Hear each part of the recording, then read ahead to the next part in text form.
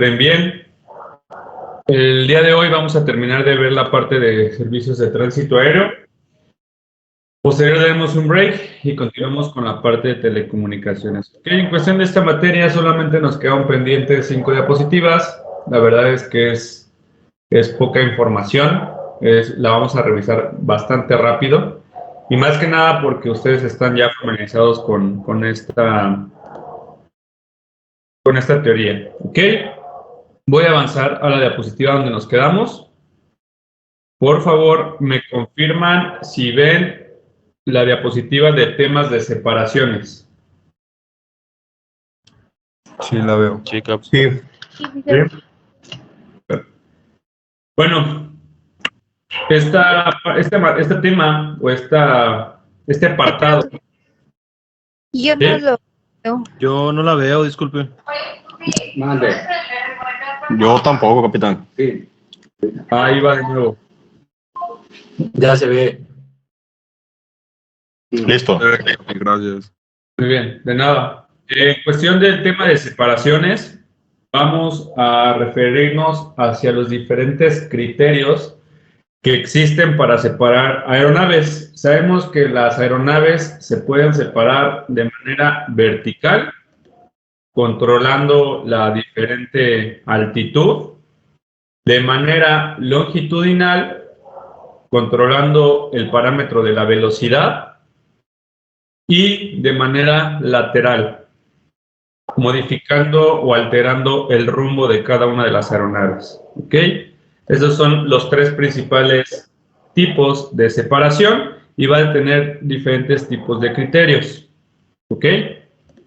Entre ellos son los que tenemos aquí. El primer criterio que... Perdón, Edgar, ¿podrías repetir esos criterios, por favor? Los tipos de separación son tres: separación vertical, separación longitudinal y separación lateral. Son los tipos. Capi, un favor. ¿Podrías volver a poner la diapositiva? Es que acabo de entrar. Los tipos son esos tres.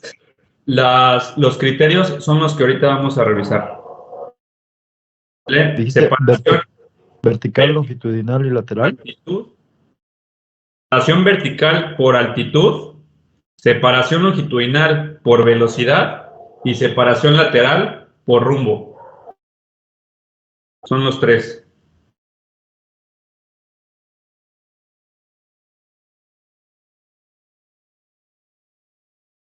¿Vale? En cuestión de los criterios, son estos que tenemos en la diapositiva. Nuestro primer criterio va a ser la separación en despegue. La separación en aeródromo.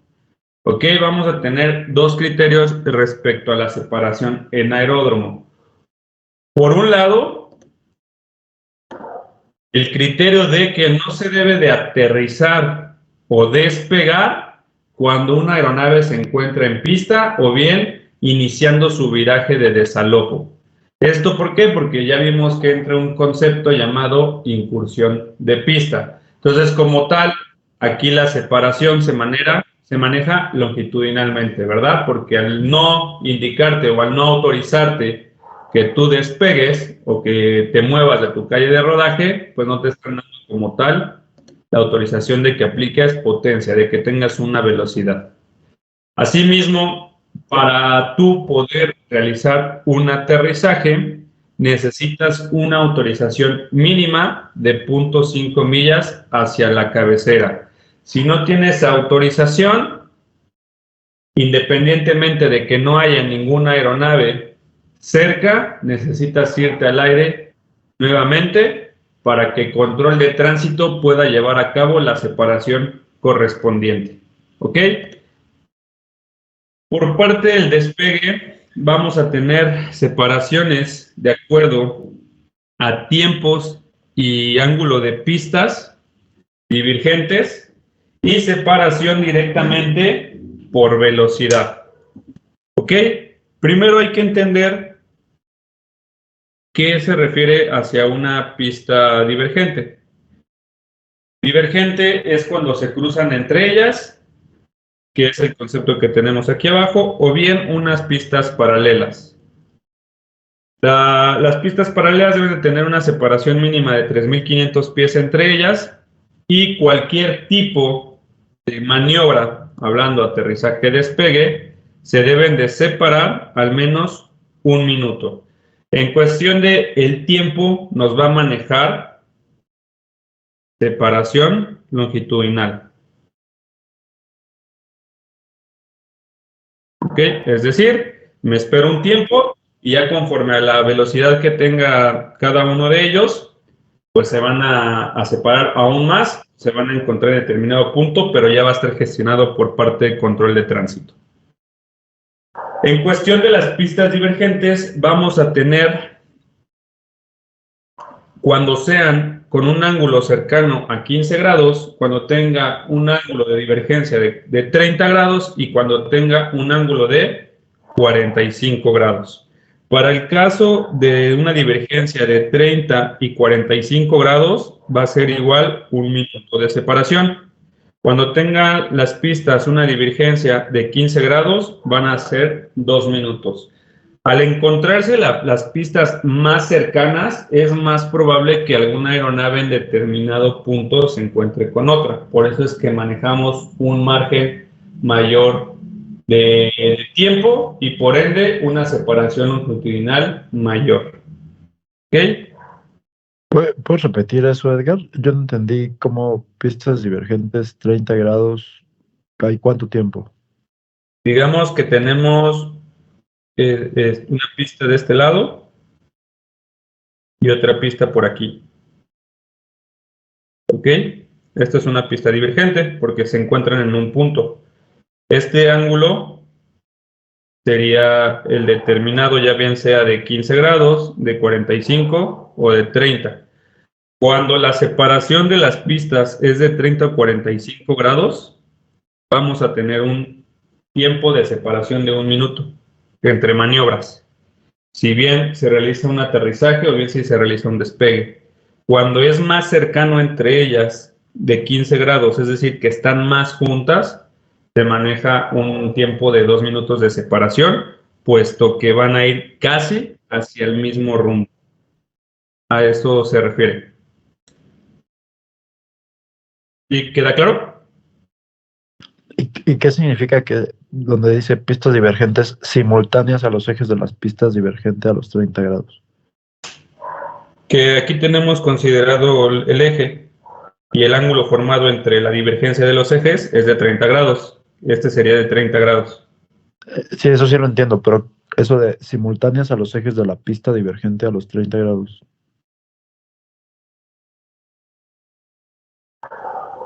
Que los ejes divergen de una manera simultánea, o sea que va a llegar un punto en donde se van a intersectar. El ángulo formado va a ser el de 30 grados y el tiempo va a ser de 1 minuto.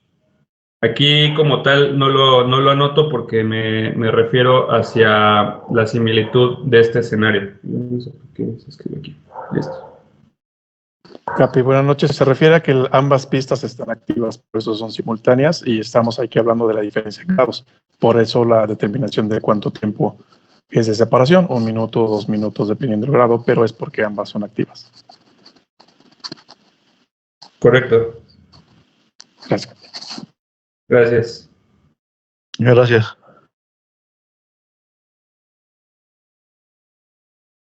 Y en cuestión de pregunta de examen, la separación respecto a la velocidad verdadera, a la true airspeed.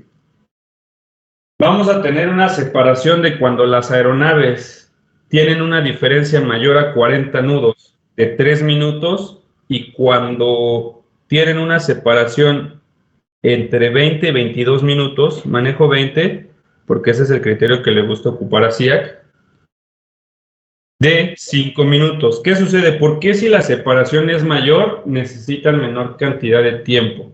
Porque aquí estamos considerando el escenario de que bien despegue un Cessna, por ejemplo, y de que posteriormente un 310 vaya a despegar. Entonces, se considera un lapso más pequeño puesto que en determinado momento este lo va a rebasar y va a generar una mayor separación longitudinal. Si las velocidades son muy próximas, que es el caso de encontrarse entre 20 y 22 nudos, tenemos que mantener una mayor cantidad de separación.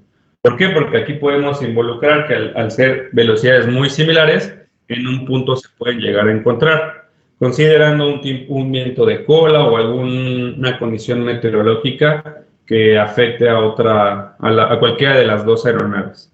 ¿Ok? Estas separaciones respecto a velocidades son preguntas de SIAC. El escenario es de 20 nudos y 40 respectivamente para fines del examen. Oye, Edgar, pero ¿qué no las líneas divergentes son las que nunca se cruzan?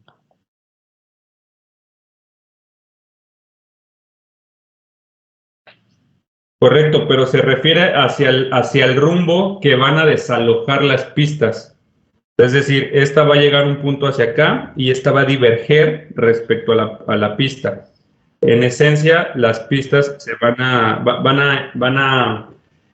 llegar a un punto en donde se unen, pero los rumbos de salida van a ser divergentes. Bueno, es que a mí lo que me explicaron eso de pistas divergentes es que cuando la separación es de más de 30 grados, puede haber despegues simultáneos. Creo que es a lo que se refiere ahí en despegue de pistas divergentes. O sea, como estas líneas que hiciste de los rumbos de las pistas, digamos que son las pistas. O sea, no se cruzan, solo están juntas, pero con una separación de 30 grados. Creo que ahí sí podría haber despegues y aterrizajes simultáneos. Sí, o sea, te refieres a una... voy a borrar porque creo que sí se generó un poco de confusión con el dibujito de las pistas. ¿No? Mira, vamos a tener, por ejemplo, esta va a ser una pista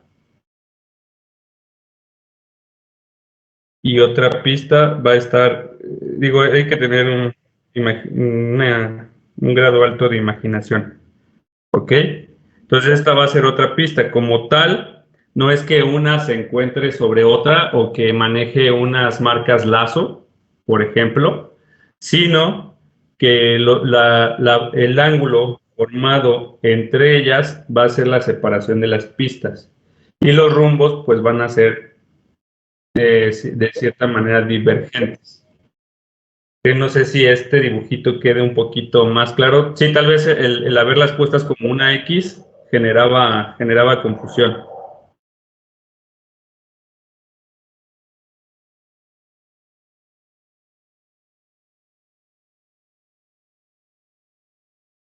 Ver la presentación de nuevo, por favor.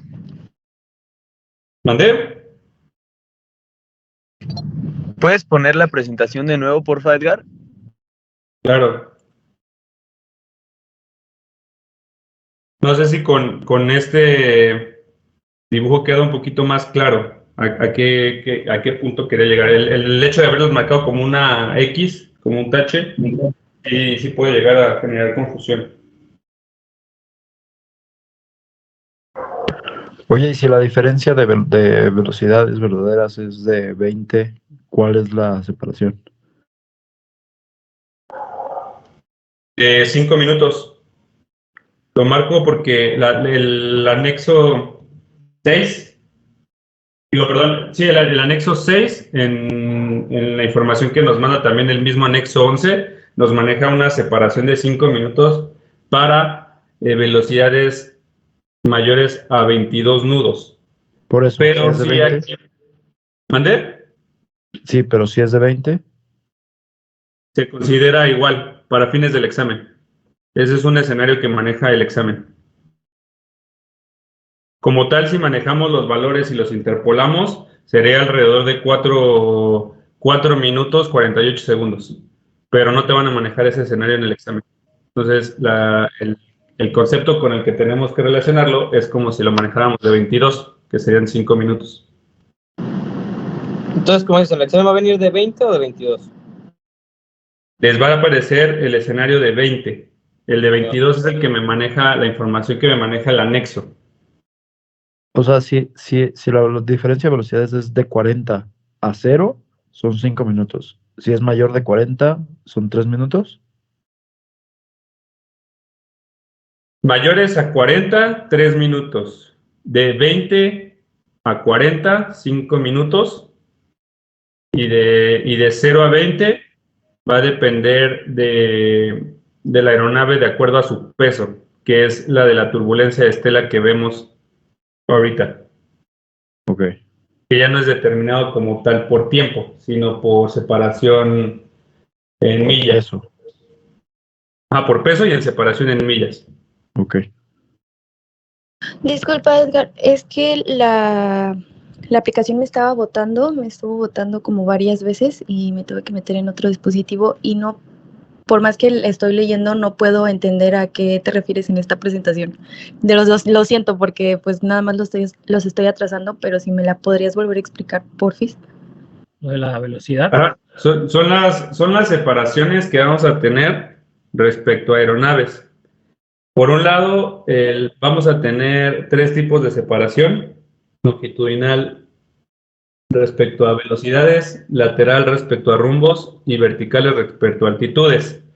Y diferentes tipos de criterio. El primer criterio es de aeródromo, donde me dice que independientemente de que yo quiera realizar un aterrizaje o un despegue, no se me va a dar autorización si una aeronave se encuentra dentro de la misma pista o apenas iniciando su viraje de desalojo. Entonces esto se considera o se infiere que es una separación longitudinal, puesto que no me dan autorización y por ende no puedo aplicar un movimiento, una velocidad. En la situación de despegue voy a tener separaciones por tiempos determinados. Esto bien cuando tenga ciertos ángulos de pistas divergentes o cuando tenga diferencias de velocidades. Entonces este tiempo que tú ves, 1 minuto, divergencia 45, 2 minutos, divergencia 15, 3 minutos, true airspeed mayor a 40, 5 minutos, true airspeed mayor a 22, son la separación que debemos de respetar por tiempo en esos criterios en específico. Es decir, tú eres un Cessna 152 y quieres despegar quiere despegar de ti después un 310. Entonces, más o menos la velocidad de crucero, digamos, no sé el valor exacto del 310, pero digamos que la diferencia es mayor a 40 nudos. Entonces, para que el Cessna 310 pueda despegar, debe esperar 3 minutos, en lo que tú te desalojas, él te gana en el régimen de ascenso y van a mantener una separación adecuada. A eso se refiere. Oye, si fuera al revés. Gracias. Si fuera al revés, entran los criterios de turbulencia de estela principalmente, aunque en este caso de ser un Cessna 152 y un 310, se considera una separación de ligera a ligera, que es de 4 millas náuticas. Entonces, esto como tal es que nosotros, digamos, estamos en cabecera, somos un 152, sale un 310, desaloja y ya nosotros podemos iniciar nuestro despegue. Porque como tal, nunca lo vamos a alcanzar y la turbulencia de estela, al ser una aeronave ligera también, no nos va a afectar como tal.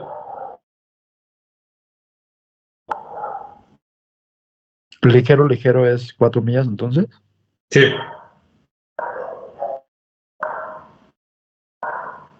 Y bueno, considerando, ya para completar lo de la presentación, el principal escenario que nos va a manejar de separación respecto a aeronaves van a ser la separación por turbulencia de estela.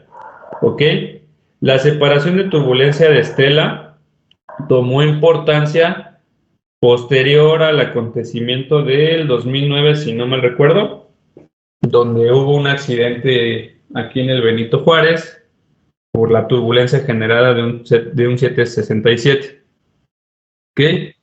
Vamos a diferenciar entre tres tipos de aeronaves, ¿ok? Ya vimos que hay una clasificación determinada por pesos de acuerdo a la aeronave, que es Alfa, Bravo, Charlie, Delta, Eco. Sin embargo, también vamos a tener definiciones de aeronaves ligeras, aeronaves medianas y pesadas. Ahí, por favor, tu micrófono. Vamos a tener como principal escenario que maneja SEAC una separación de una aeronave pesada a una mediana, ¿ok? Para fines prácticos, ustedes solamente deberían de recordar este valor, de pesada a mediana. Ahora, vamos a tener valores determinados por OASI y valores determinados para México. Esta tablita que nosotros tenemos aquí van a ser valores determinados para México, ¿ok? México siempre le va a aumentar una milla de seguridad. Entre pesada y pesada van a ser de 4 millas, entre pesada y mediana van a ser de 6 millas, pesada ligera 7 millas náuticas, mediana ligera 6 millas. Y si nosotros queremos complementar esta tablita, ligera a ligera, 4 millas. ¿Ok? En cuestión de los valores respecto a OASI, tienen que prestar mucha atención de qué les están preguntando en su examen. Porque al final nos va a especificar si respecto a la regulación mexicana o respecto a OASI. OASI va a manejar valores de una milla menos.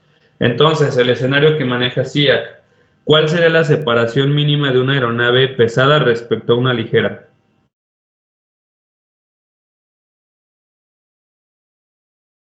Respecto a una mediana. 5 millas. 5 millas. 5 millas. Correcto. Entonces, estos mismos valores que tenemos aquí, de acuerdo a valores de OASI, le vamos a restar una milla. ¿Ok? El escenario, insisto, que ustedes se van a encontrar con mayor probabilidad es simplemente que establezcan una diferencia entre una pesada y una mediana. Ahora, ¿cuáles son los criterios para yo determinar que mi aeronave es ligera y cuál es mi criterio para determinar que sea mediana y pesada respectivamente? Una aeronave ligera va a ser aquella aeronave menor a 5.700 kilogramos o 11.200 libras. ¿Okay? Es decir, clasificaciones alfa, aeronaves clasificaciones alfa. Las medianas van a ser aeronaves mayores a 5.700 u 11.000. Bueno, este lo voy a manejar en libras porque la mediana viene clasificada en libras. Digo que es lo mismo, nada más hay que hacer la conversión, ¿no? Disculpa, Edgar, ¿me podías ayudar porque no se visualiza la presentación, de favor?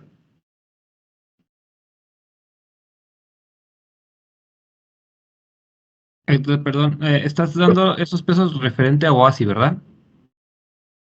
Sí. Pero esto es para determinar aeronaves ligeras, medianas y pesadas, no con la clasificación. Ya ves que hay aeronave clasificación A, que es hasta 30.000, aeronave clasificación B, que es de 30.001 a 60.000, entonces eso es como otro criterio.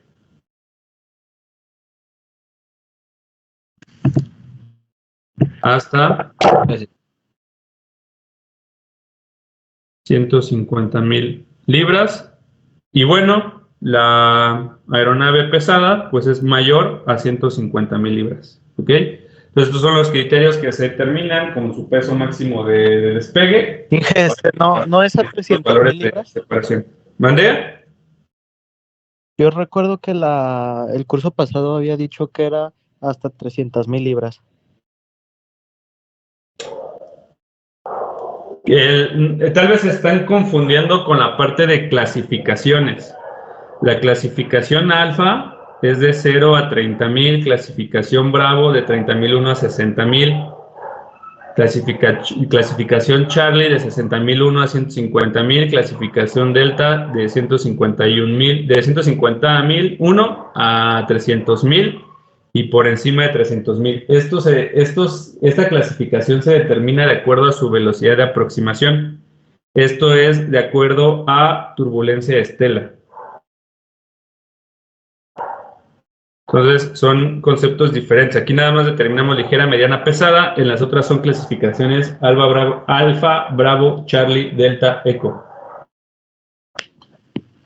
Aquí no son alfa, bravo, Charlie, delta. No, solamente es ligera, mediana y pesada.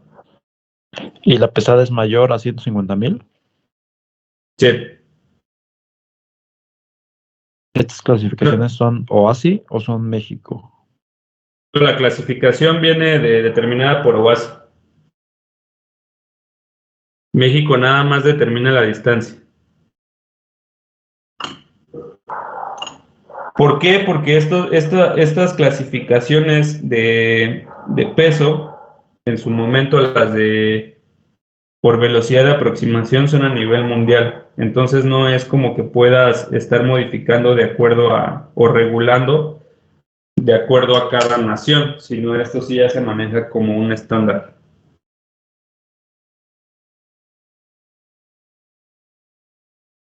Entonces, si llegase a encontrarse un escenario, que lo dudo, porque nunca he escuchado que venga así, pero si llegase a encontrarse un escenario donde te dice, ¿cuál es la separación por turbulencia de estela entre una aeronave que pesa 120.000 libras y una aeronave que pesa 400.000 libras de acuerdo a OASI? ¿Cuál sería la separación?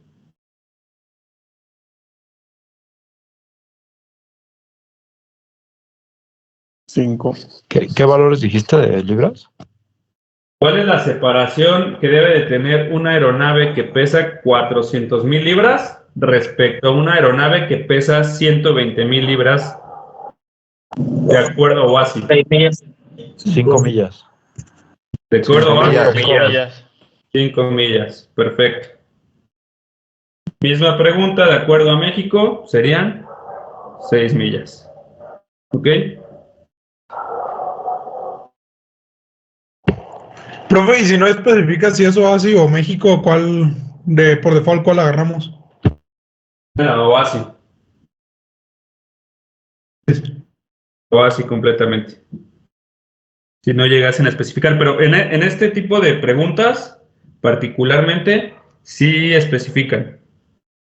Solamente, ¿qué sucede muchas veces? De que al leerlo, automáticamente ya sabemos de qué nos están hablando y contestamos, pero tal vez nos falta leer la última parte que dice en México o en OASI. Pero sí, estas sí es 100% seguro que las especifican. ¿Dudas de esta diapositiva? Cap, nada más para terminar de entender el tema de las pistas divergentes, podríamos poner como ejemplo Acapulco, ¿no? ¿Acapulco tiene pistas divergentes?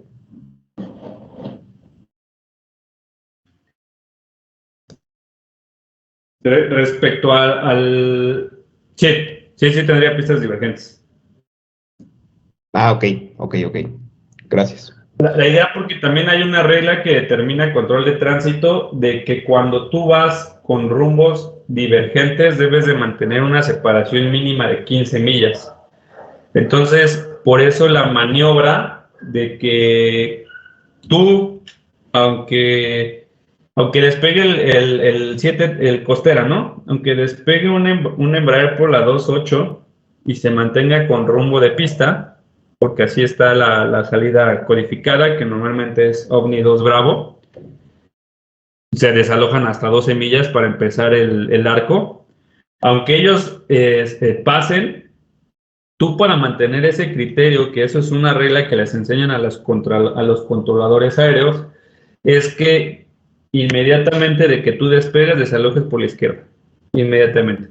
Y si llegases a ir hacia Zihuatanejo, que tendrías que desviarte hacia la derecha, tienes que esperarte al menos 3 minutos.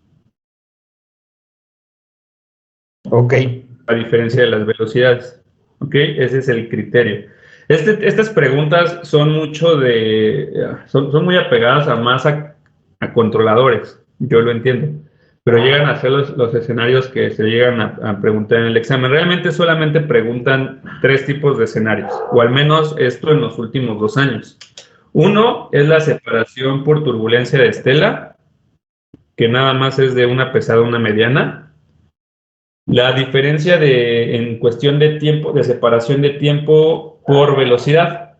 Entonces son esos 3 los únicos escenarios que yo he escuchado que vienen en los exámenes. Sin embargo, el temario marca también estos que tenemos aquí, por eso es que se los presento. Papi, una duda respecto a, por ejemplo, en la velocidad. Dice que en la misma pista son 3 minutos y ahorita estaba explicando que esos 40 nudos se refiere a la aeronave, a la diferencia de velocidad que nos va a dar, por ejemplo, un 52 a un 70, la velocidad en crucero. Esos 40 nudos es esta diferencia entre las 2 aeronaves. ¿Del ejemplo que dice de Acapulco? No, de cualquier aeronave que vaya de 3 minutos, que vayan a despegar. Dice que son 3 minutos y la True Airspeed sería de 40 nudos. Esos 40 nudos me refiero a que esa velocidad tiene que ser la diferencia que tiene una aeronave con la otra respecto a crucero. Sí, correcto. Sí, o sea, de que un 137 te maneje una velocidad de 220 nudos respecto a los 70, por ejemplo, del Cessna 152.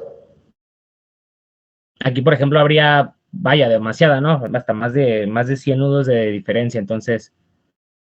Pues es siendo un ejemplo muy visual, solamente para que se entienda. Okay. Digo, realmente ahí el tiempo, si te das cuenta, ni siquiera es de como tal 3 minutos, sino manejan el criterio de turbulencia de estela. Entonces, un 737 que se consideraría, depende al peso que maneje, bien, si se tiene que separar hasta 7 millas, pues eso lo va a dejar en menos de 1 minuto. ¿Estamos de acuerdo? Sí. Las 7 millas las va a pasar de volada. Entonces, es muy teórico esta información. Ya respecto al día a día, pues no es que tenga el controlador un cronómetro y diga, ya pasó 1 minuto, ahora sí, vete. Ok, gracias. Nada. Muy bien, paso a la siguiente presentación. Diapositiva, los sistemas radares. Vamos a tener 2 tipos de sistema radar. Primero explico todo el sistema radar primario y después explico todo el sistema radar secundario. ¿Ok? El sistema radar primario va a tener las siglas de Papa Sierra Romeo. Primary Surveillance Radar. ¿Ok? Recuerden que todos los acrónimos me los puedo encontrar en la materia o en PIA. Primary Surveillance Radar, radar primaria de vigilancia. Este radar me va a proporcionar la posición de la aeronave, es decir, me va a proporcionar latitud y longitud, ¿ok? Coordenadas geográficas.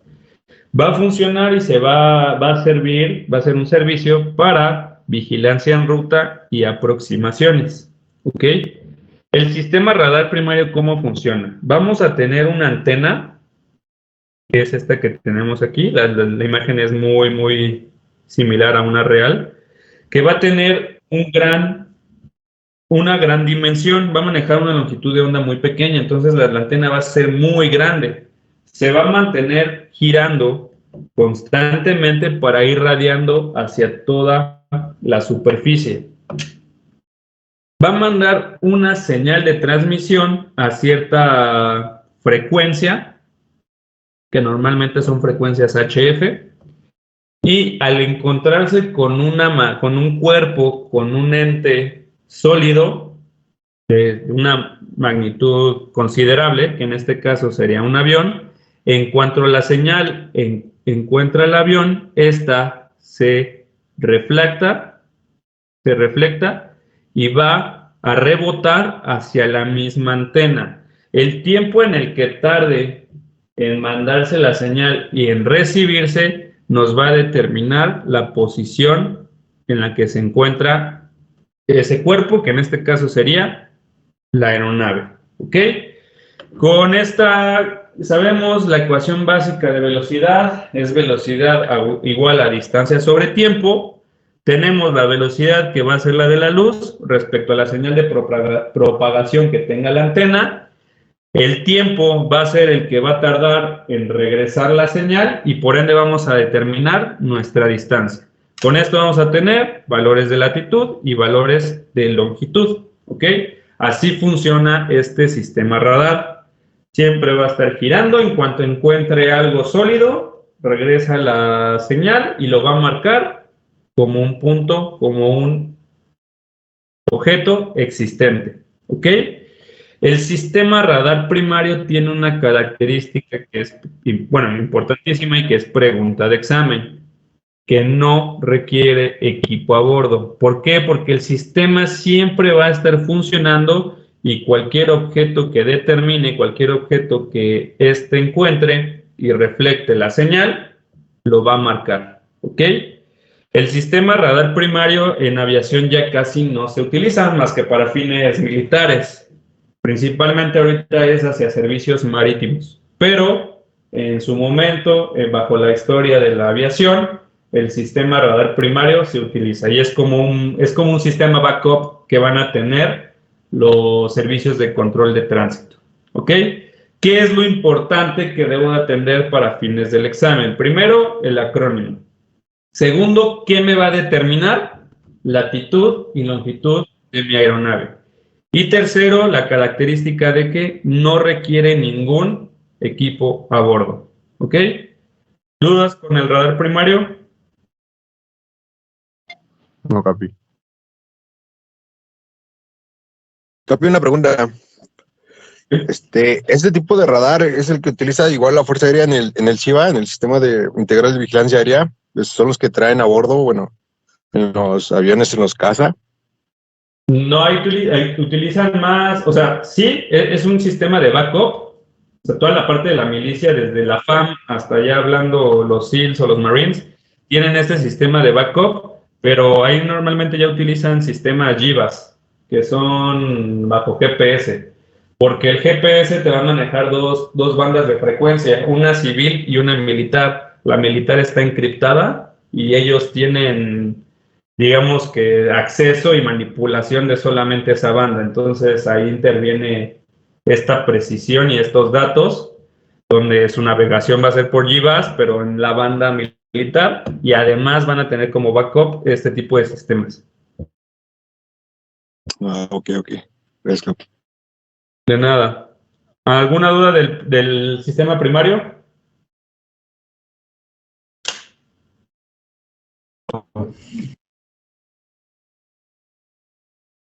Muy bien, voy con el radar secundario, el Sierra Romeo, secondary, ahí se me fue el lado, secondary surveillance radar, ¿ok? Igual me van a preguntar el acrónimo, lo tengo que recordar. Pues recuerden que cuando tengan dudas ustedes de un acrónimo, visualicen y revisen la parte del PIA. Ahí van a estar todos. El librito blanco que tiene la bibliografía. El radar secundario de vigilancia igual me va a funcionar para gestionar el tráfico que se encuentra en ruta y bien en aproximaciones hacia aeródromos, ya sea en un área terminal o propio en el tráfico que se encuentre alrededor de la zona de control o determinado. Al final, mientras tenga contacto radar.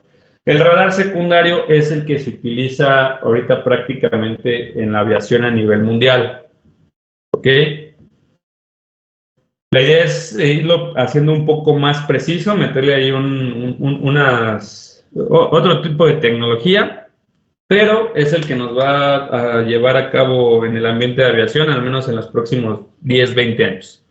El radar secundario de vigilancia va a detectar tres principales valores.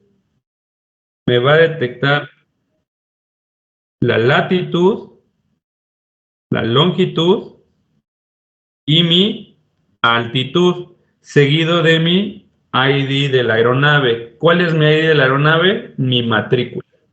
¿Ok? Estos tres valores, latitud, longitud y altitud, son los que principalmente vamos a visualizar en una pantalla radar, que es lo que tienen los controladores aéreos. Estos tres parámetros los vamos a tener a través de un transponder. ¿Qué tipo de transponder me proporciona estos tres datos? ¿Ese? El tipo Charlie. Perfecto. El tipo Charlie, que era el que manejábamos nosotros en nuestras aeronaves, se refiere a que tiene repetidor de altitud.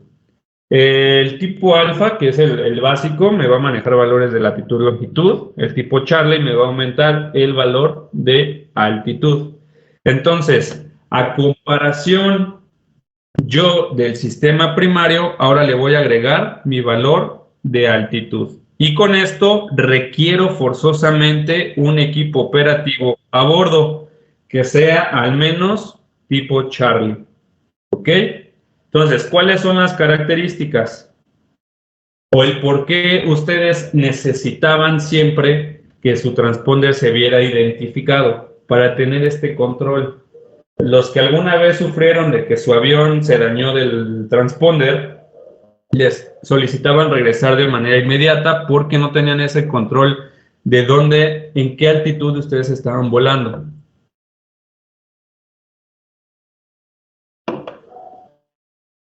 Y asimismo en el plan de vuelo nosotros teníamos que especificar cuál traíamos, ¿no? Que siempre era un tipo Charlie como mínimo. Ya si manejábamos ADS-B o algún sistema Garmin con una tecnología completa, manejábamos tal vez un tipo S. Pero ese es otro tema que precisamos igual en telecomunicaciones. ¿Cómo funciona este radar secundario? Bueno, a comparación del primario vamos a tener una antena más directiva, una longitud de onda mayor. Entonces este que operaba principalmente en HF, este va a operar a 1090 MHz, que es la banda de... ¿Qué banda es? ¿1090? Very high frequency. Very high frequency, ¿de cuánto a cuánto es? Es ultra high frequency. Es de 300.000, ¿no? 30 a 300.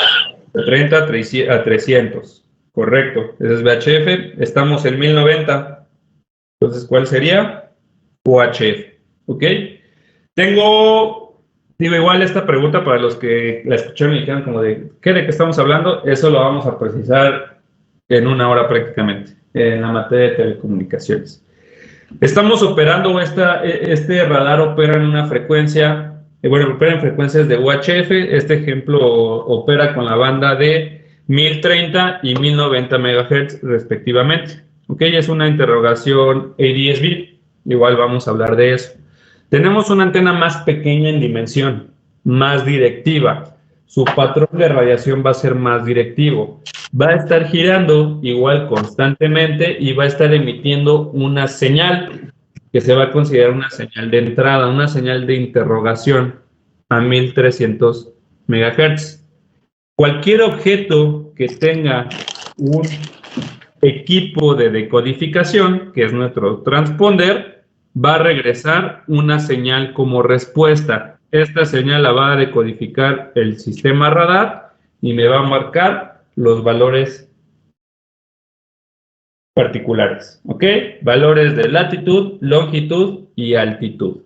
Entonces, al señalar lo más importante para fines del examen, tenemos qué es el acrónimo, qué parámetros principales me va a detectar, que son estos tres, y qué va a requerir sí o sí un equipo a bordo, que es mi transponder tipo C como mínimo. ¿Vale? ¿Dudas de esta diapositiva? ¿Ninguno de los dos dan velocidad? Ese es por manejar un transponder tipo S. Es un como complemento que va a tener el radar secundario, pero va a especificar de acuerdo a qué tipo de transponder tengas. De acuerdo a la reglamentación ya establecida por OASI, se suponía, porque todavía no es así, que el 2021 era la fecha límite para que todas las aeronaves que volaran en cualquier tipo de espacio aéreo trajeran transponders tipo S. El transponder tipo S te va a manejar, además de latitud, longitud y altitud, te va a manejar velocidad. Este transponder es, digamos, el más caro de todos, porque te va a manejar, entre otras cosas, un parámetro más. Sin embargo, se vino lo de la pandemia, se metieron ahí prórrogas y hasta el momento, todavía no se solicita que todas las aeronaves cuenten con esta tecnología. Entonces, con esos fines, nos quedamos con al menos un Charlie. Porque en teoría, todas las aeronaves, aunque sean de adiestramiento, deberían de tener un transponder tipo S. Así sea tu Cessna, un Cessna de los 80s, le tendrías que modificar el transponder. Solo que un transponder tipo S anda por arriba de los 200,000, 300,000 pesos. Entonces, por eso todavía no hacen el cambio. Igual esto del transponder CHAL y el transponder S lo comentamos un poquito en telecomunicaciones cuando veamos qué es el ADSB. ¿Ok? ¿Dudas de esta diapositiva? De nada.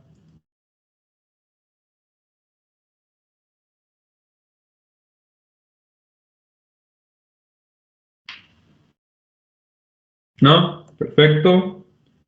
Continúo con las fases de emergencia. Para fines de su examen, el único concepto donde van a utilizar la palabra emergencia es en este, ¿ok? Para todo lo demás le vamos a llamar, ¿cómo? Socorro. Socorro, exacto. Es el único para el que van a utilizar la palabra emergencia. Las fases de emergencia.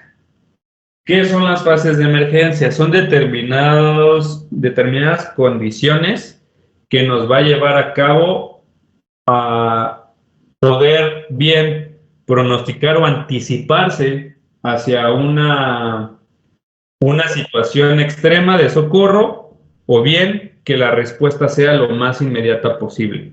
Vamos a tener 3 diferentes fases y cada una de ellas va a tener diferente tipo de criterios. Vamos a tener primero la fase de incertidumbre, la fase de alerta y por último la fase de peligro. ¿Ok?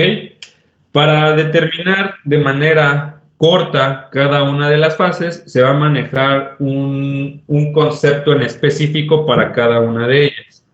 De incertidumbre se maneja la palabra de INCERFA, en alerta, ALERFA, y en peligro de TRESFA, ¿ok? Entonces, para, digamos, acortar, pues decimos una de esas palabras y nos referimos a cada una de las fases. Ahora, cada una de las fases va a tener diferentes tipos de condiciones y de criterios. Vamos con la primera, la fase de incertidumbre. ¿Cuándo nace una fase de incertidumbre? Una fase de incertidumbre nace cuando no tenemos comunicaciones en 30 minutos. ¿Ok? Digamos, yo, aeronave X-Ray Bravo Triple Alfa, me comunico que me encuentro sobre el borde de Acapulco, voy hacia Zihuatanejo, pero mi última notificación o mi último reporte de posición pasan 30 minutos y nadie sabe de mí. Nadie se ha comunicado conmigo, nadie me puede hacer puente, nadie sabe dónde me encuentro en cuestión de comunicaciones. Una vez que sucede, que pasa el minuto 30 con un segundo, se activa la fase de incertidumbre. ¿Ok? O bien, cuando pasa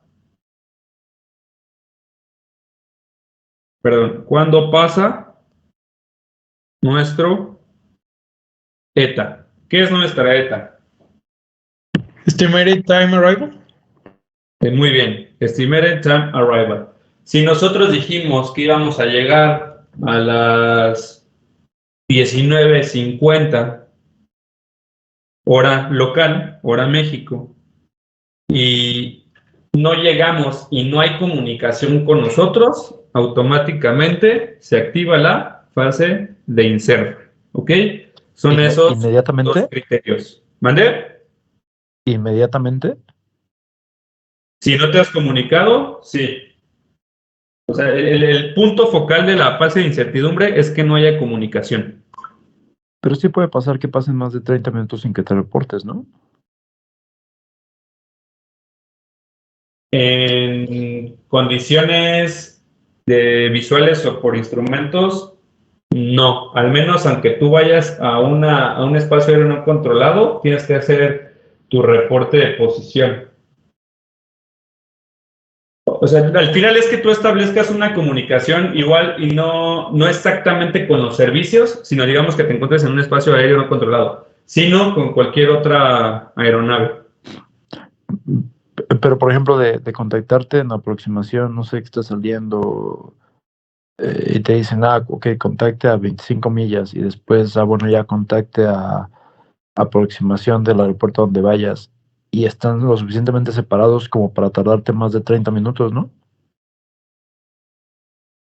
Sí, pero digamos que, o sea, sí, entiendo tu punto. O sea, digamos que tú estás en una zona de maniobras, ¿no? En un área de maniobras. Entonces dices, me voy a mantener aquí y voy a, no sé, hacer desplomes. Y te quedas tal vez 1 hora sobre esa maniobra. Una vez que tú en teoría deberías desalojar, o una vez que te establezca, por ejemplo, terminal, contacto, y pasen 30 minutos, ahí es donde entra la fase de insert. Es decir, a partir de la última comunicación que ellos como controladores te establezcan.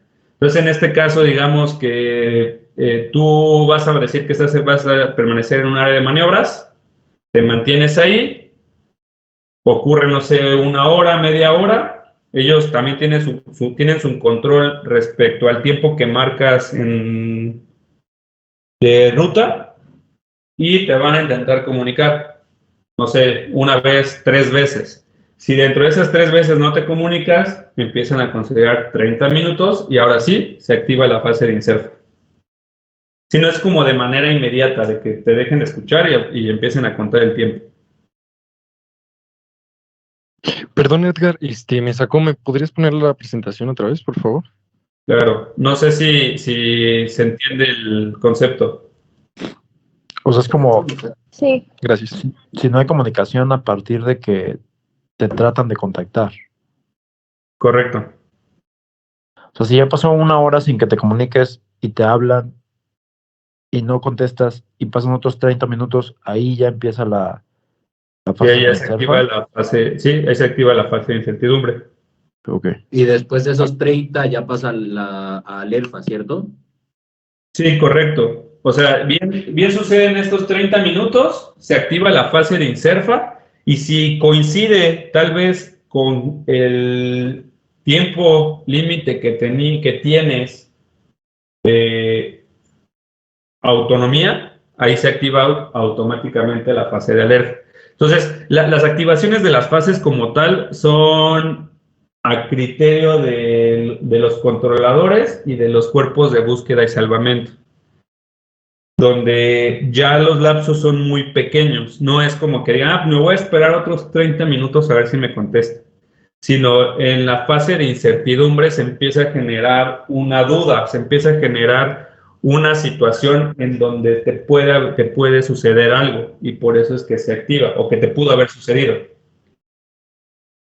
Oye, Cap, pero por ejemplo, también por eso tenemos un ETA, ¿no? O sea, puede que no contestes por cualquier otra situación, pero pues en tu plan de vuelo tienes un tiempo de llegada y si ya pasaron 30 minutos y no has llegado, pues evidentemente se activa Inserfa, ¿no? Claro, bueno, pero aquí considerar que si tú para llegar necesitas una autorización de aterrizaje. Entonces, por eso se cumple, es cualquiera de los dos criterios. Si bien tú no te comunicas dentro de tu tiempo en ruta, por así decirlo, o de tu tiempo de maniobras, y de la última conexión intentada ocurre en 30 minutos, pues se activa la fase de inserfa. Ahora, tal vez te encuentras a 15, 20 millas de tu pista, no hay tráfico, te autorizan, ¿no? Te dicen autorizado a aterrizar, porque no hay nada de tráfico. Ahora sí, si tú aterrizas y ya no te vuelves a comunicar de que aterrizaste o que por dónde desalojas o que ya desalojaste, se activa la fase de incertidumbre. Entonces son cualquiera de esos dos criterios. No es que se cumplan como tal uno tras otro.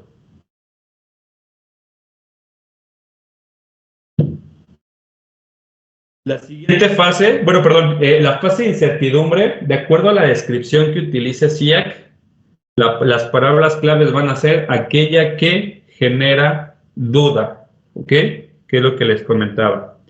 La siguiente Pero fase... entonces, si no llegamos en la ETA, entra en Inserfa, ¿verdad? Si llegas y no te comunicas, debe de haber que no, la característica es que no haya comunicación. Si llegas y no te comunicas, se considera fase de incertidumbre. Ok. Pero hay un tiempo específico después del ETA en el que ya se considera incertidumbre. No como tal, si intentan comunicar contigo 1, 3 veces, igual no contestas, se considera incertidumbre, o sea, igual checan de que ellos anotan quién aterriza, quién no, pueden ver si estás en posición, pero si se intentan comunicar contigo 3 veces y no contestas, se activa inmediatamente de que haya ocurrido 10 minutos después o 5 minutos después, no hay como tal un criterio, simplemente que no contestes. Entonces, es ya sea si no hay comunicación en 30 minutos o si después del ETA no te comunicas. Por eso el criterio principal es que no haya comunicación. Ok, ¿Vale? gracias. De nada. La segunda fase es la fase de alerta. Esta va después o posterior a la fase de inserfa, si es que no hay comunicación, o bien una vez que existe comunicación. La fase de alerta va a tener diferentes criterios. El primero, donde entraría en este escenario, ¿ok? En el escenario de que no haya comunicación. ¿Estás autorizado a aterrizar? Y durante los próximos 5 minutos no se sabe nada de ti. No se sabe si autorizaste, si aterrizaste, si confirmaste que aterrizaste o si ya te encuentras desalojando. ¿Ok? Este es el escenario considerando que no hay comunicación. Y considerando comunicación es cuando tú reportas una situación que pueda presentar un daño a la aeronave, como que tal vez como un fuego de motor, algún desprendimiento estructural significativo, que hayas tenido como tal un paro de motor. Cualquier situación de socorro, ¿ok? Tú la reportas y ya estás dándole a entender a los servicios de control de tránsito aéreo que algo te va a suceder. Vas a realizar cierta maniobra, bueno, eso no se los dices, pero vas a realizar cierta maniobra, pero en determinado momento puedes requerir ayuda, ¿ok? Esta parte de alerta va a involucrar los diferentes códigos transponder, donde también se considera falla de comunicaciones, ¿ok? Es decir, si tú pones el 7600, automáticamente se activa una fase de alerta. ¿Cómo lo notifica o cómo lo considera SIAC aquella situación que abriga temor? Este juego de palabras es el que utiliza. Abriga temor para la fase de alerta. ¿Ok? ¿Dudas con la fase de alerta? Ahí ya usarías Mayday para comunicarte. Sí, correcto.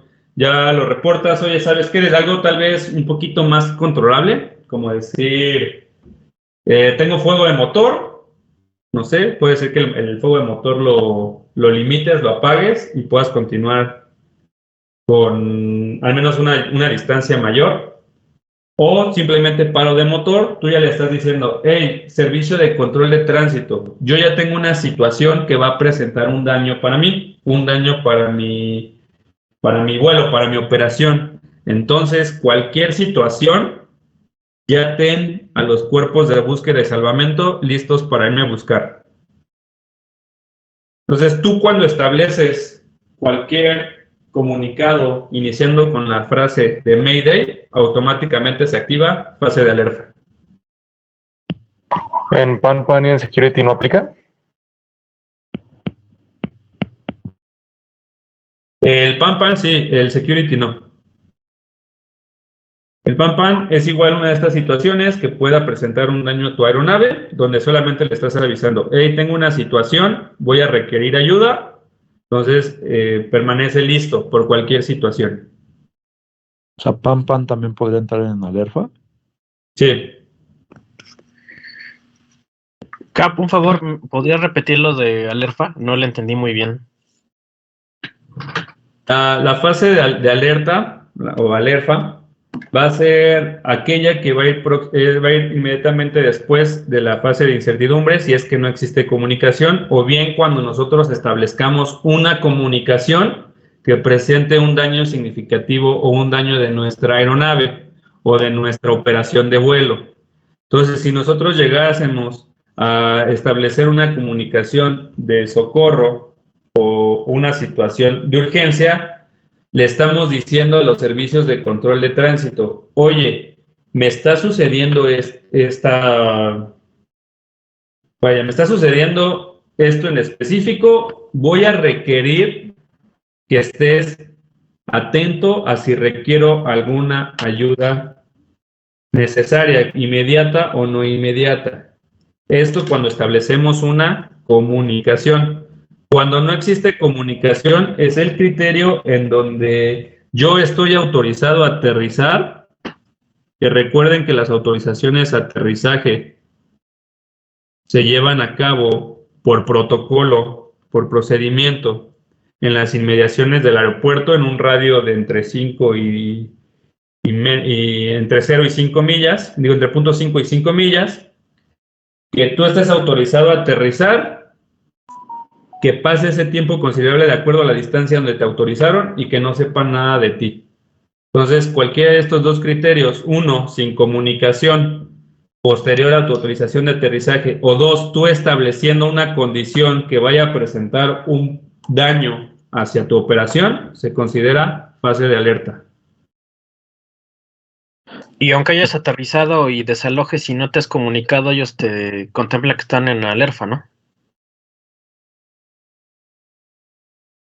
¿Cómo? Perdón, no te escuché, se escuchó un poquito cortado.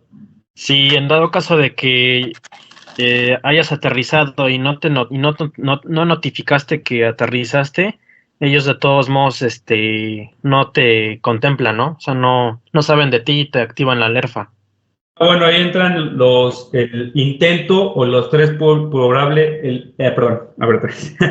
el intento o los tres probables intentos de comunicación para ver si activan INSERFA, que sería ya una vez que tú llegaste. Si no te comunicas inmediatamente, se activa alerta y van a revisar si la aeronave está en plataforma o si no, a ver qué sucedió, a ver si no hubo algún tipo de alarma, de situación de alarma. Ah, ok. O sea, ellos ya tienen contemplado que aterrizaste o que no aterrizaste en dado caso, ¿no? Pero pues si aterrizas, Torre TV, ¿no? O sea, aunque no te reportes, pues ellos te tienen visual, ¿no? Sí, claro, o sea, insisto, son situaciones muy teóricas, puesto que ellos tienen el control de quién aterriza y quién no. Entonces, realmente, si tú aterrizaste y no estableces comunicación, o sea, si ya desalojaste y no hablaste, bueno, entonces activan la fase de INSERFA porque no les contestaste y listo. Pero si tú estás autorizado a aterrizar y no ven que aterrizas, se activa fase de alerta, porque entonces eso quiere decir que probablemente ni siquiera llegaste a la pista. Entonces estás en una situación donde seguramente vas a requerir ayuda. He escuchado, Capi, también, si no cierras tu plan de vuelo en esos 30 minutos, muchas veces también las comandancias se quedan con esa inserfa por no cerrar plan de vuelo, sobre todo en acción general o visión ejecutiva. Sí, bueno, que esto va pegado directamente con los tiempos de la ETA, ¿no? Porque bien si nos apegamos, por ejemplo, a la norma 028, establece unos criterios al plan de vuelo.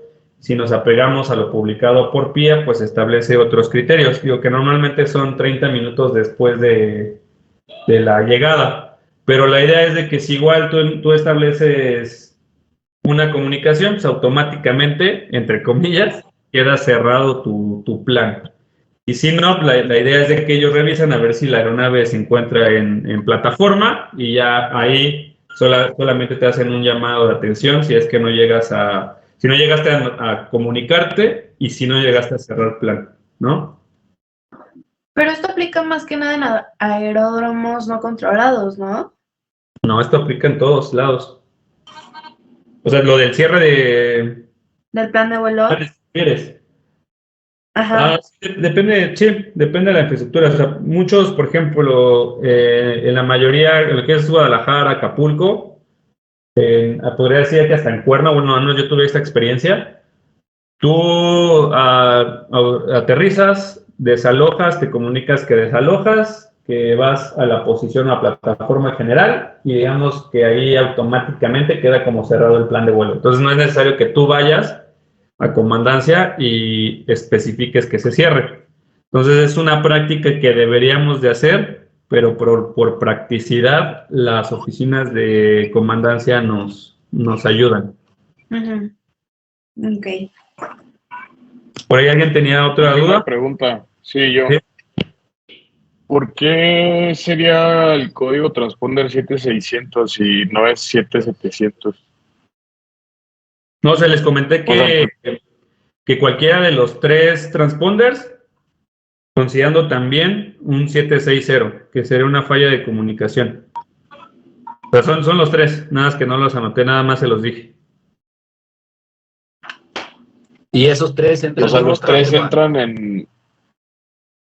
Cuando tú activas cualquiera de los tres, sí, cuando tú activas cualquiera de los tres, se considera fase de alerta. ¿Por qué? Porque bien si traes una situación de interferencia ilícita, bien si traes una falla de comunicaciones, o bien si traes una emergencia en general, una situación de socorro, tú estás presentando lo que les dije que define fase de alerta. Cualquier daño que pueda alterar la operación de mi aeronave.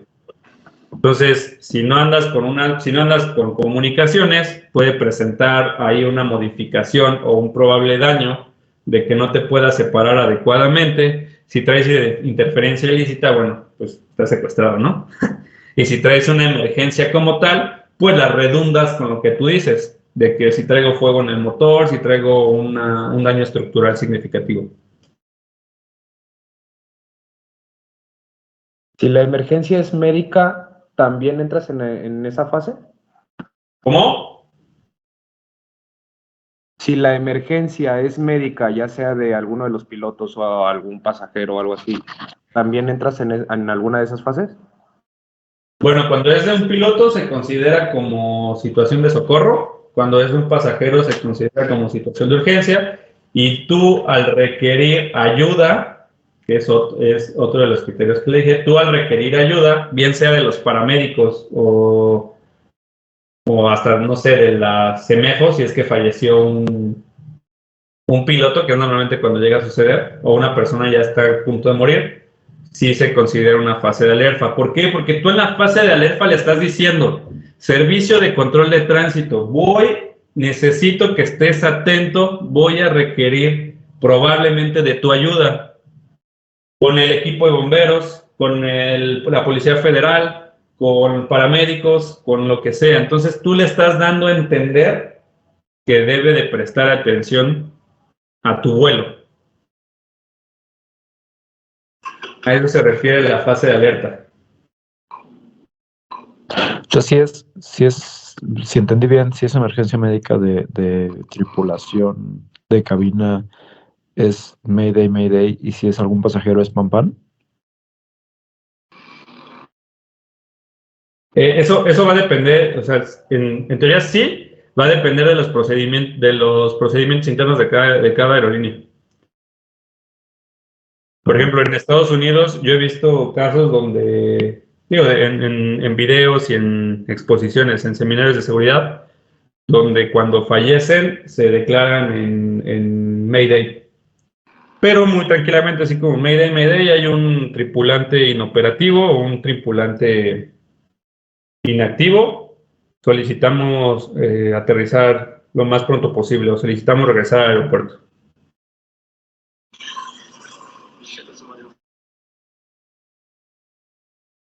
Oye, Edgar, por ejemplo, si no hay comunicación, pero tampoco estás en las inmediaciones del aeropuerto como para tener una autorización para aterrizar, en ese caso, ¿cuándo se cambia al ERFA?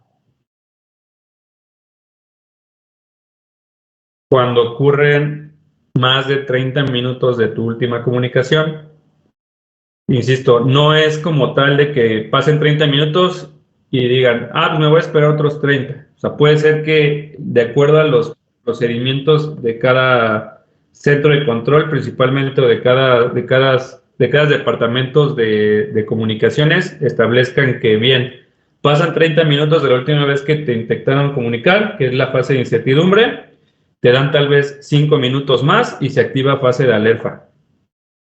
¿Por qué? Porque hay casos donde hay aeronaves que se comunicaron la última vez 45, 50 minutos y los encontraron 7 días después.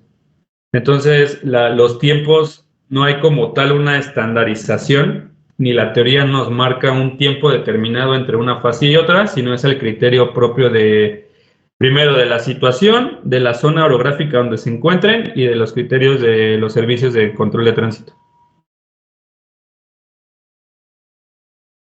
Y para temas de SIAC, ¿qué escenarios nos podemos ver de cuándo se... No te van a manejar tiempos de una fase y otra, te los van a manejar de maneras independientes.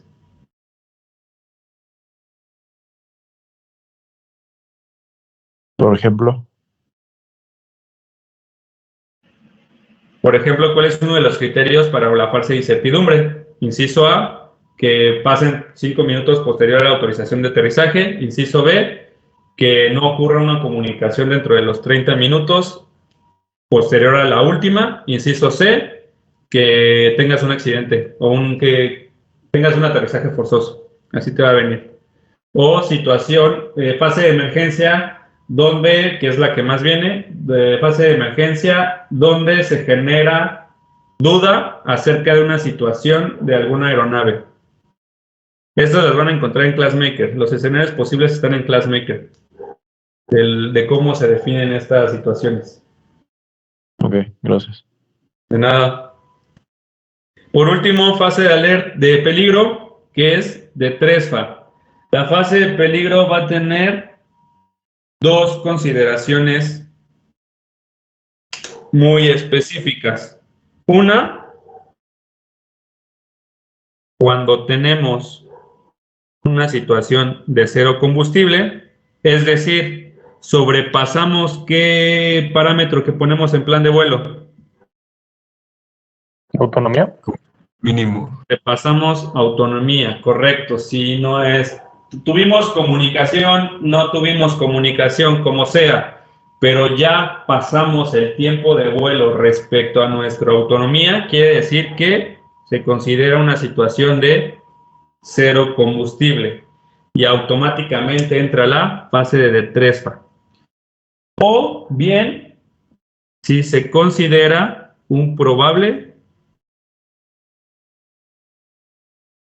CFIT. ¿Qué es un CFIT? Control Flight into Terrain. Muy bien. ¿Y qué se refiere? A una situación de aterrizaje forzoso. ¿Ok?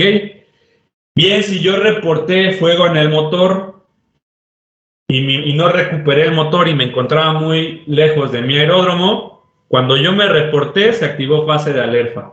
Ya en el momento en donde, si puedo y tengo la oportunidad de comunicar que voy a realizar un aterrizaje en determinado lugar, se activa la fase de DETRESFA. La característica de la fase de DETRESFA es que van a intervenir los cuerpos de búsqueda y salvamento, los cuerpos SAR. Si tú tienes cero combustible o ya sobrepasó el tiempo de autonomía, independientemente de donde estés, se considera que te vas a ver obligado a realizar un aterrizaje forzoso. Con esta premisa, ya se considera que requieres ayuda inmediata. ¿Ok? Y es la última de las fases. ¿Cuáles son los equipos? ¿Dijiste equipos SAT? SAR, Search and Rescue.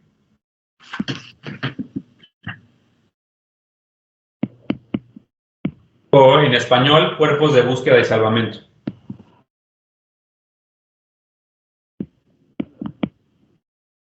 Entonces, la característica principal de la fase de peligro es que se considera una situación probable de aterrizaje forzoso y vas a requerir ayuda inmediata. ¿Ok? Estas son las 3 fases de emergencia. Por eso ustedes llegan a ver, o la imagen nos complementa con lo que tenemos aquí.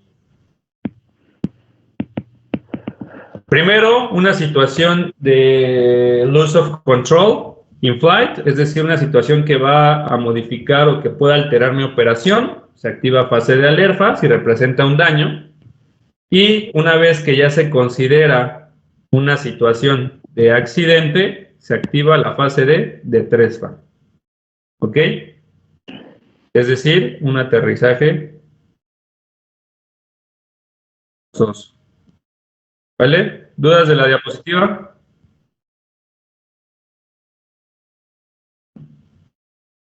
Capo, por favor, ¿podrías repetir lo de DETRESFA, por favor?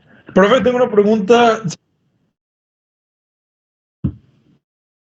La fase de DETRESFA va a tener 2 criterios. Uno, que se considera que te quedas sin combustible, es decir, pasa el tiempo de tu autonomía que especificas en plan de vuelo.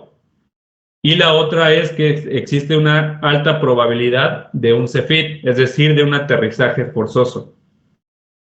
Se activan y trabajan automáticamente los cuerpos de búsqueda y salvamento y te van a buscar. Esa es la fase de DETRESFA, donde tú requieres ayuda inmediata.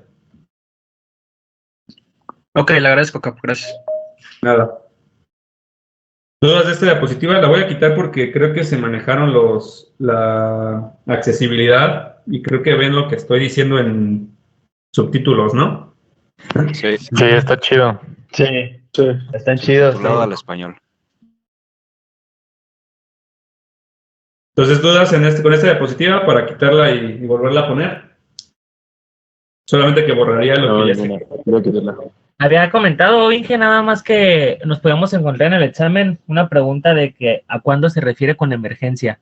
O sea, la palabra tal cual emergencia, sí la vamos, o sea, en una opción del examen CIA, sí se va a escoger tal cual esa palabra, o más bien se está refiriendo que en fase de emergencia nos encontramos INSERFA, ALERFA, DETRESFA. Cuando a ti te enseñaron que dijeras Mayday, ¿qué te decían? Tú di Mayday cuando qué.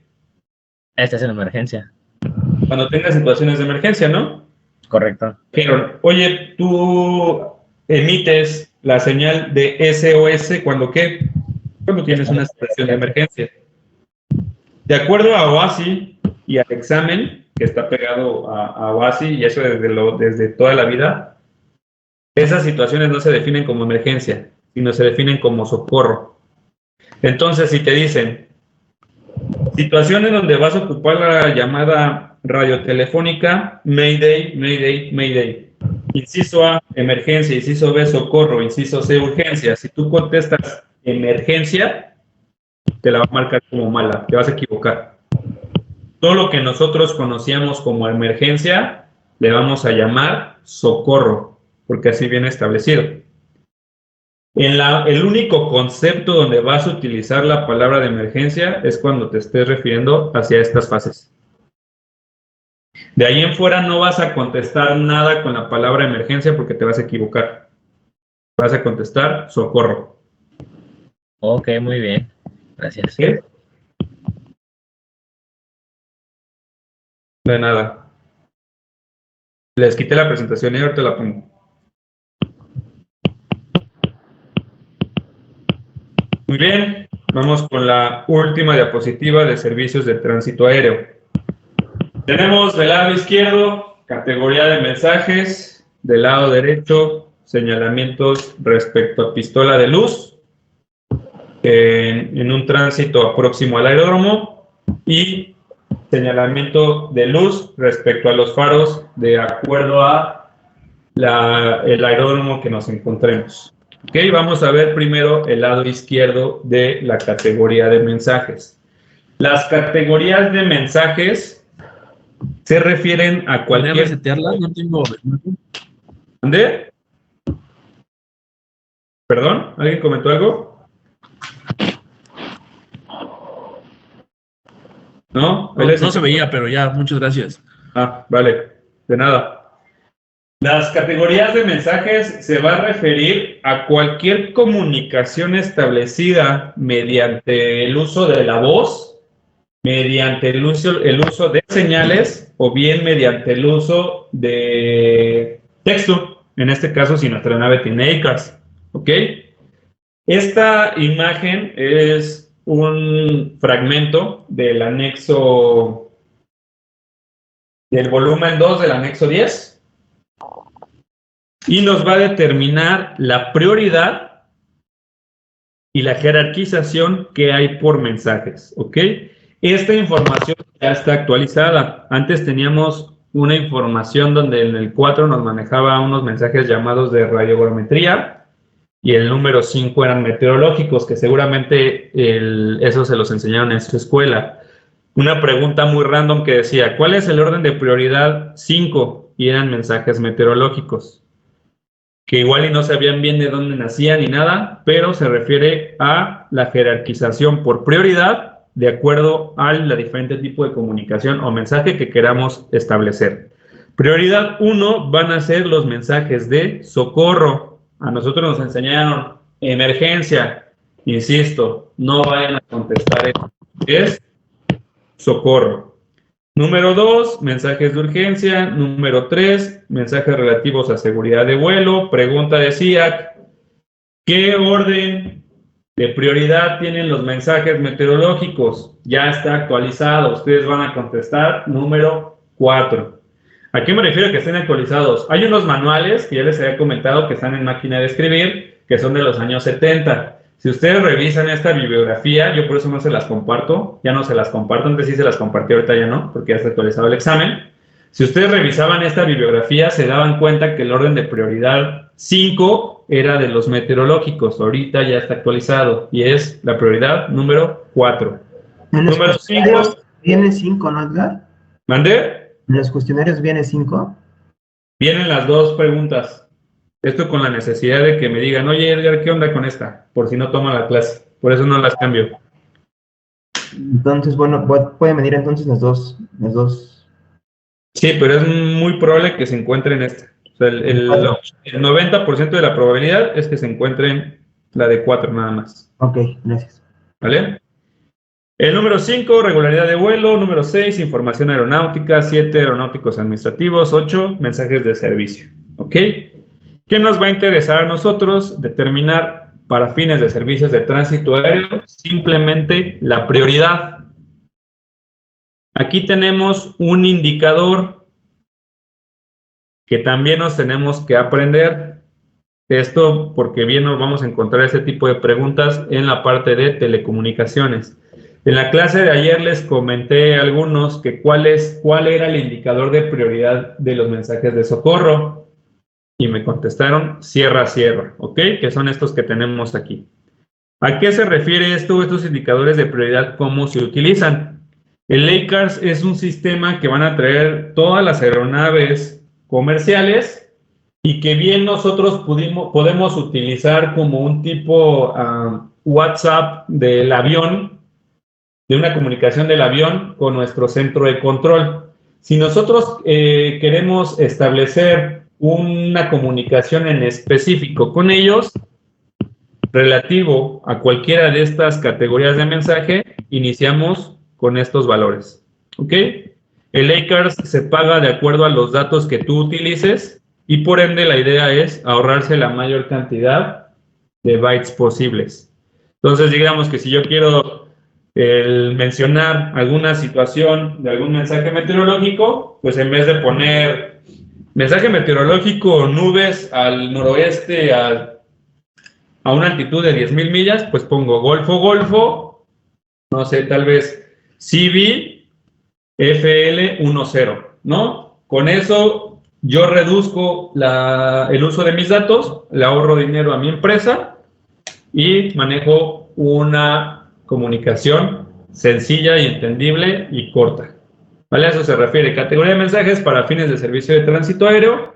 Solamente identificar la prioridad, donde el que nos van a preguntar es el primero, que ahí sí no hay tema, de socorro, y el cuarto, que se refiere a mensajes meteorológicos. ¿Ok?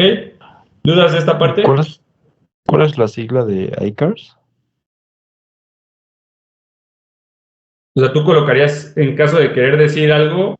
No, pero me refiero es AECARS. ACARS.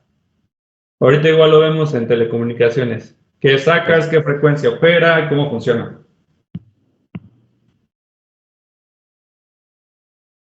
Yo tengo una duda, Capi. Sí.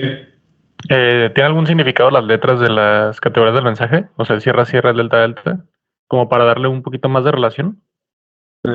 O sea, como por ejemplo que la SS sea, no sé, safety y socorro. Ajá, exacto.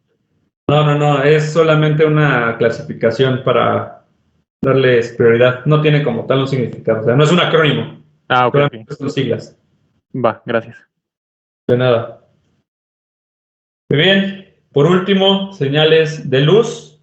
Voy primero con las señales de los faros, ¿ok? Estos faros, nosotros, bueno, si están operativos, claro está. Si nosotros vamos volando nocturno y por alguna razón nos quedamos sin cartas o ya nos perdimos y queremos identificar qué tipo de aeródromo es, cada uno de los aeródromos va a emitir ciertos haces de luces, ¿ok? Para referirnos hacia qué tipo de aeródromo es. Primero, si nosotros visualizamos un faro con una luz verde y dos luces blancas flasheantes, vamos a encontrar que es un aeródromo civil. Perdón. Nuevamente. Si nosotros si encontramos un faro con una luz verde y una luz blanca, entendemos que es un aeródromo civil y podemos aterrizar, ¿ok? Si vemos un faro de luz verde con dos luces blancas parpadeantes o flasheantes, nos encontramos que es un aeródromo militar y por ende requerimos cierta autorización, que no nos la van a dar, claro está. Si vemos un faro que emita luz amarilla y blanca, vamos a encontrar que es para acuatizajes, un anfibio, y si vemos amarillo, verde y blanco, vamos a ver la delimitación para helipuertos. ¿Ok? ¿Cuáles son los dos escenarios que se enfoca SIAC? La parte civil y la parte militar. Y por otro lado, si nosotros... ¿Esos faros Edgar, esos faros dónde se ven o cómo los ves o en dónde están? Los tienen colocados al lado de la torre de control de cada aeródromo. En muchos aeródromos en México no operan. Entonces, si llegas a tener un vuelo nocturno, pues no esperes tal vez encontrarte... En Acapulco, por ejemplo, no funcionaba. No esperes encontrarte un faro como tal. Pero la idea es tú para que identifiques torre. Recuerden que torre siempre va a estar en el punto medio de una de las pistas y tú puedas considerar que ahí hay un aeródromo y puedas acomodarte para aterrizar. O sea, ¿estos son faros 360? Y el civil es Son solo... la pistola de luz, ¿no, Edgar? No, la pistola de luz es cuando tú te quedas nordo y es la tablita de arriba. Porque Entonces, es la este más se va a largo. encontrar en la torre de control, este farito. Sí, es vaya, pues un faro, una infraestructura, o sea, un tubo de metal que va acompañado con la torre que te va a emitir esta luz. Y ya ¿Es para como el que está en Tampico? Es como una baliza, ¿no, Capi? No sé, nunca he volado en Tampico. Es un faro. Es que ahí hay un faro literalmente como en las islas, o sea, al lado de la torre de control hay un faro enorme, pero que yo recuerde la luz es blanca y tiene otra atrás que creo que es, bueno, no sé si roja, pero ahí hay un faro, o sea, gigantesco. ¿Y hay un puerto cercano ahí? Sí, Tampico es un puerto. Entonces, bueno, o sea, inmediatamente cercano al faro, puede ser que el faro sea para principios marítimos, no como tal Tal vez. del aeropuerto. Bueno, del aeródromo. De hecho, en Tampico fue el primer aeropuerto en que pusieron el ILS de todo México, hace mucho tiempo. Se supone que es importante, sí. Bueno, era. Pero ajá, yo cuando vi el faro yo dije, pero ¿por qué hay un faro ahí? Siento que estorba. También en Puerto Escondido hay uno muy cercano, pero es por la parte del muelle. Bueno, no es muelle, sino para la parte de los marineros, no es precisamente del aeródromo. Entonces, insisto, en México son pocos los que funcionan, ¿eh? Pero está súper raro porque en Tampico cerca no está el puerto. O sea, el puerto está muy lejos de ese aeropuerto. Ok, bueno, igual presta atención a la siguiente vez, o sea, así muy, muy a detalle, y debería de ser una luz verde y una luz blanca, refiriendo hacia que es un aeródromo civil.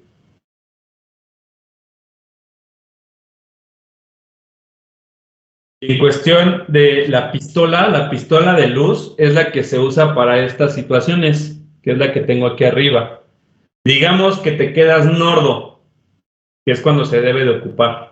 Te quedas nordo, te quedas sin comunicaciones, vas ya volando hacia el aeropuerto, te encuentras o bien en tierra, o sea, hay criterios para cuando estás en tierra, que si tus comunicaciones fallan, lo más adecuado es regresarte a plataforma. Sin embargo, te van a ir guiando con una pistola de luz. Esta pistola de luz es manual. Yo he tenido la oportunidad de tocar una, es como una... ¿Cómo se llama la del cabello? Una secadora, es muy similar. Por ejemplo, el aeropuerto de Acapulco tiene una pistola de luz, pero no sirve la pistola de luz. Entonces, como tal, esta infraestructura la deben de tener los aeródromos, ya es otra cosa de que operen o no. Por eso que les digo que muchos faros no funcionan, o hay otros que sí. Ahí en Acapulco, porque tengo un amigo que trabaja ahí, entonces... un amigo de la universidad, ahí he podido subir y toda esta situación. Cuando tú vienes nordo, el control de tránsito se ve obligado a irte guiando respecto a diferentes juegos de luces a través de la pistola. Si tú vas a tener situaciones, si permaneces en vuelo, vas a tener situaciones si permaneces en tierra. Aunque, insisto, el criterio sea como tal el regresar hacia la plataforma, te van a ir guiando. Primero, verde fija. Si tú vas en vuelo, que son las que voy a revisar ahorita, si tú vas en vuelo y ves una verde fija, quiere decir que estás autorizado a aterrizar. Este es escenario de SIAC. Si tú ves destellos verdes, se refiere a que regreses para aterrizar. Aquí va pegado a que te vayas bien al patrón de espera si vas por instrumentos, o en su defecto que mantengas un patrón de tráfico. ¿Ok? Roja fija, que ceda el paso y siga el circuito. Si viene o sea, si te mantienes en un patrón y viene una aeronave en emergencia, destellos rojos, peligro, no aterrice. Destellos blancos, aterriza y dirígese a plataforma. Pirotecnia roja, a pesar de las instrucciones previas, no autorice. Digamos que primero te mandaron luz verde, ya estás próximo a aterrizar y de repente te mandan pirotecnia. Digo, realmente estos son escenarios igual teóricos. Yo, en mi pequeña y corta experiencia como aviador, nunca me ha tocado ver una emisión de estas luces. Sin embargo, son escenarios que te preguntan en el examen. ¿Ok? Y cuando estás en tierra, verde fija, autorizado a aterrizar. Este sería un escenario cuando ya te encuentras en cabecera, digamos. Destellos verdes, autorizado al rodaje. Roja fija, alto, que este es escenario SIAC. Destellos rojos, apártese del área de aterrizaje. Y destellos blancos, regresa al punto de partida del aeródromo. Insisto, esta tablita es muy teórica. Yo en experiencia nunca he visualizado una situación así. Sin embargo, sí llega a presentarse en el examen. Esta emisión de luces mediante la pistola es cuando tienes falla de comunicaciones. ¿Ok? ¿Dudas? ¿Cuáles dijiste que eran escenarios SIAC? El verde fijo, destellos verdes para aeronave en vuelo y roja fija para aeronave en tierra.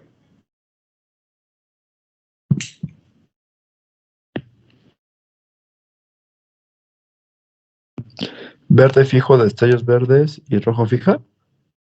Ajá.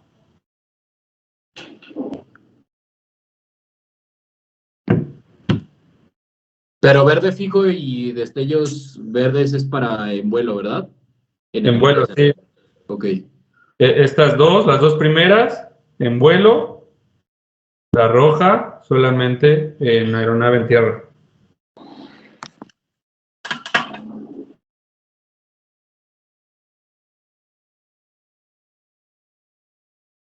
Muy bien, esta es la información más relevante, más importante de servicios de tránsito aéreo.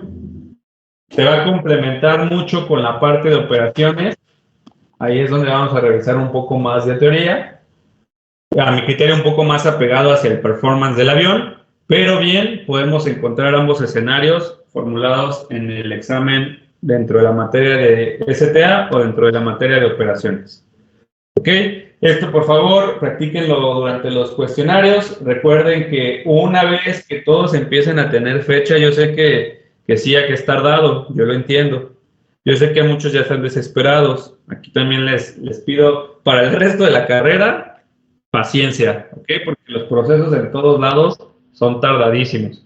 Entonces, yo la otra semana, a más tardar, dentro de 15 días, les voy a liberar los cuestionarios por materia para que empiecen a practicar. De cualquier manera, ustedes conforme vayan resolviendo los cuestionarios de Classmaker, justo debajo del número de pregunta les aparece de qué materia es. Así que ahí se pueden empezar a dar.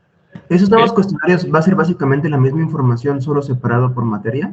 Sí, correcto. Manejamos el mismo banco de preguntas. Ah, ok. Y en el SIAC viene separado por materia. Puedes hacer separado o lo puedes hacer aleatorio, como tú quieras. Ah, es como uno quiera. Ok. Gracias. Bien, de nada. Una pregunta. Sí. ¿Para cuándo se estima que estemos terminando el curso? Es que yo ya tengo fecha de examen. De acuerdo al calendario, las materias en línea terminaríamos el 2 de marzo, si no mal recuerdo. Un jueves, 2 de marzo. Primer jueves de marzo. Perfecto, gracias. No se preocupen, siempre los cursos los hago para terminar como con 10 días de anticipación, para que tengan tiempo para estudiar por su cuenta y no desperdicien tiempo como atendiendo la clase, sino que ya nada más se enfoquen en estudiar ustedes. De la presentación de CTA, ¿alguna duda? ¿Puede poner la primera que puso el día de hoy? Claro. Muy bien, son 8:42. Para los que quieran un break, nos regresamos 8:50, por favor. Uy, ¿cuál es? Pero lo que anoté se borró.